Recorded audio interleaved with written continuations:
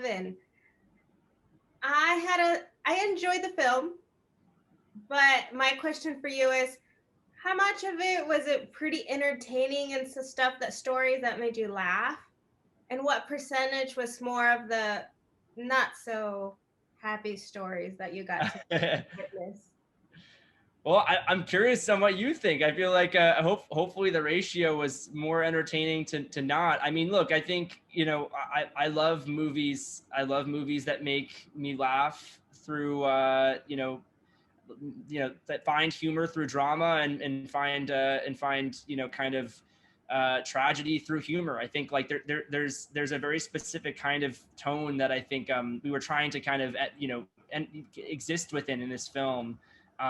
That hopefully, I think if you were to see it in a theater, which you probably can't right now, given that's a pandemic, but I do think there are I love the movies that just have that gut punch followed right after a kind of a big laugh. They make you laugh and then they make you cry. And I think to me, I'd say it's probably 50-50 with this film, that there are moments that kind of can delight and are entertaining and are very bright, but they only kind of take on, a more profound significance once you sort of see the more, tragic things that exist in a place like the Villages. Now, you are very young. I think younger than me.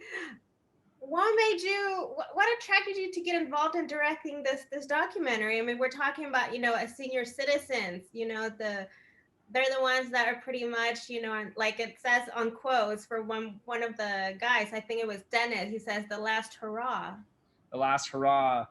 Well, I mean, it's interesting. I think like, the inspiration behind making this film, I had made another film about a man living on a cruise ship for 20 years. He's a retiree and also a Floridian. And I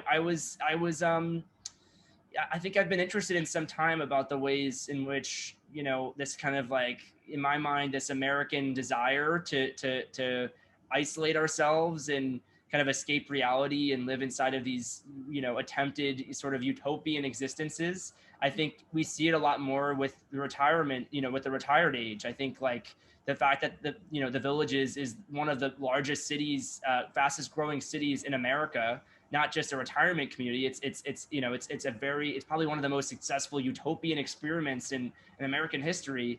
And it's designed to sort of simulate and bring retirees back to their childhood. That was something that really fascinated me, and I started making this film when I was a senior in college. And I feel like a lot of the age that a lot of people who move to the Villages are attempting to sort of return to is their college years. So I think like in a way, my age, I wanted to make a movie that wasn't about elderly people. I just wanted to make a film about people. And I feel like all too often movies about the elderly are about the fact that they are old. I wanted to kind of, make a film that celebrated that youthful spirit. And also this idea that, just because you grow older, you don't necessarily grow wiser. That's the two and two are not necessarily directly correlated all the time. So these were just things I was thinking about. I think it's a very strange kind of Lynchian, Truman Show like world. That was the thing that just made me want to go there in the first place. Well, you know what? I think it's great the fact that you're young, because you're bringing this other vibe and version of, what it is to be retired and the concept of retirement. And yes, I was pretty amazed when in the documentary informs that it initiated in the 80s with 800 people? And Yeah. now like over 130,000 people. I mean, Yeah. that's amazing. No, I mean, it's unbelievable. And I think like, that's the thing. I don't think, I think, all the Villages has been like the subject of so much of a lot of commentary this past summer, especially during the election. I think the thing that a lot of people have neglected to do is, I think that people have started to do is take the place seriously. I think it's like, it's not the fact that this is a completely artificially constructed place that shares a lot in common with Disney World. But, there was a moment where it seemed like it was going to be this like bellwether for all of Florida with this election. It didn't happen. But the fact that this city has its own nomenclature, it has its own kind of this culture that never really existed anywhere else before. it's misremembering the American past. It's sort of selectively remembering certain things, and the people who move there are they want to kind of delight in this conservative vision of America.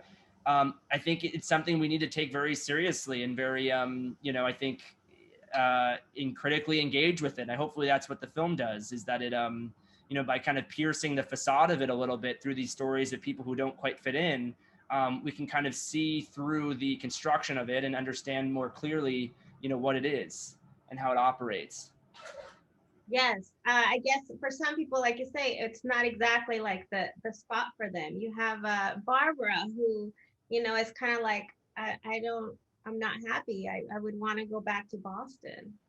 Yeah, totally. And I think like that's I honestly, I felt like when I was there and I was just, kind of going around and figuring out what I was doing and what the film was that we were attempting to make there, I felt very much, I felt a very similar thing that Barbara felt, of this like, hey, being in a world where every single person has these ear to ear grins on all the time, and they're delighting in the collective kind of activity of the synchronized golf carts, the line dancing, this, that, if you don't find fulfillment in that, if you don't find fulfillment in having a margarita with the Jimmy Buffett Club, then it can be a really lonely place to be. And, that may be obvious to some people, but I think seeing that from the vantage point of these four people offers a very different kind of view of what it means to actually live there.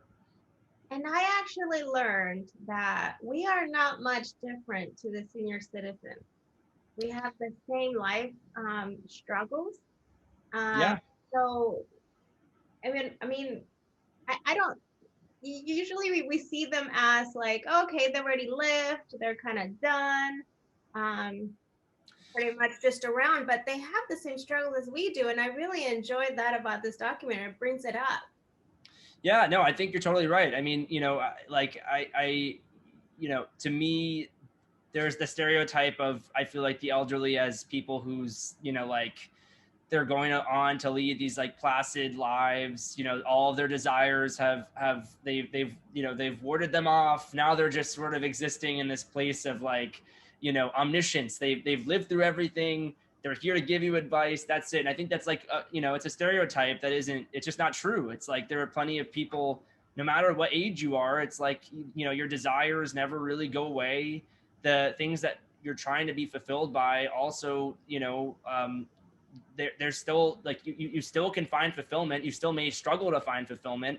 And that quest to kind of figure out who you are never really, ceases. It's like that constant idea of trying to become something different from who you are and better yourself is always there. And I think that's, for some folks who may find that depressing, who maybe are closer in age to the subjects of the film. But I think, as someone who was, is younger than them, I actually found it kind of hopeful in a way. Dennis says in the documentary, when he's talking to his mother, I believe, and he says something about how the village is like the waiting room to heaven. Yeah.